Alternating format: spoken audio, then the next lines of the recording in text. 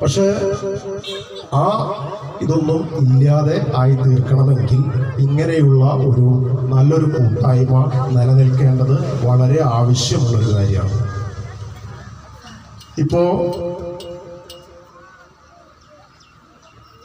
ലഹരിയുടെ ഭയങ്കര ഒരു പിടുത്തത്തിലാണ് നമ്മള് പുതിയ തലമുറ.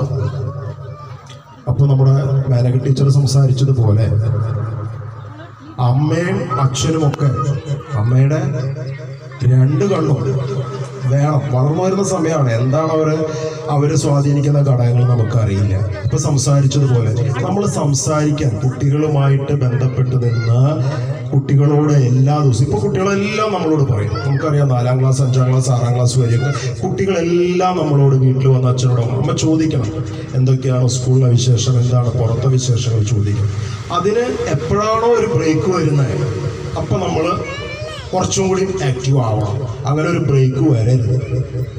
അവര് എത്ര വയസ്സ് വരെയാണോ ഏത് കാലത്തും ഒരു 18 വയസ്സ് വരെയൊക്കെ, അത് കഴിഞ്ഞാൽ പിന്നെ അവർക്ക് ഒരു ഇതായി 18-20 വയസ്സ് വരെയൊക്കെ നമ്മൾ അവരുടെ എല്ലാ കാര്യങ്ങളും അറിയുന്ന അമ്മയാവണം, അറിയുന്ന അച്ഛനാവണം.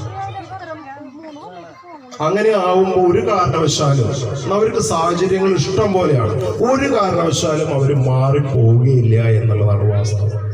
അത്രയും നല്ലൊരു നമ്മൾ തിരക്കുള്ള ആൾക്കാരായി മാറിയാൽ, നമ്മൾ സ്ക്രീൻ യൂസ് ചെയ്യുന്ന ആൾക്കാരായി മാറി, ഫുൾ ടൈം സ്ക്രീനിൽ പോകുന്ന ആൾക്കാരായി മാറിയാൽ മക്കൾ വേറൊരു വഴിയിലൂടെ പോകും.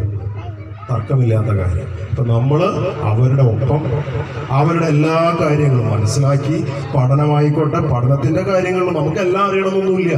പക്ഷെ എന്നിരുന്നാലും അവരുടെ ഒപ്പം ഇരുന്ന് കുറച്ച് സമയം, എന്തായാലും 9 to 5 കഴിഞ്ഞിട്ടൊക്കെയാണ് ഇവർ എത്തുക. 9 to 6 കഴിഞ്ഞിട്ടാണ് എത്തുക.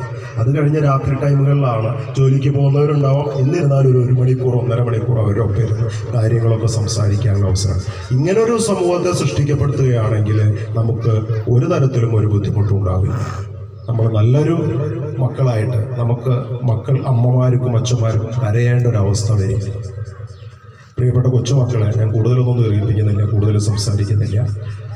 നിങ്ങൾ ഇന്ന് മദേഴ്സ് ഡേ ആണ്. നിങ്ങളൊരു പ്രതിജ്ഞ വേണ്ടത് അമ്മയുടെ കണ്ണ് നിറയില്ല എന്നുള്ളൊരു പ്രതിജ്ഞയാണ് നിങ്ങളുടെ ഭാഗത്ത് നിന്നുണ്ടാവേണ്ടത്. പഠനം നല്ല രീതിയിൽ കൊണ്ടുപോകണം. അതുപോലെ തന്നെ ഒരു കാരണവശാലും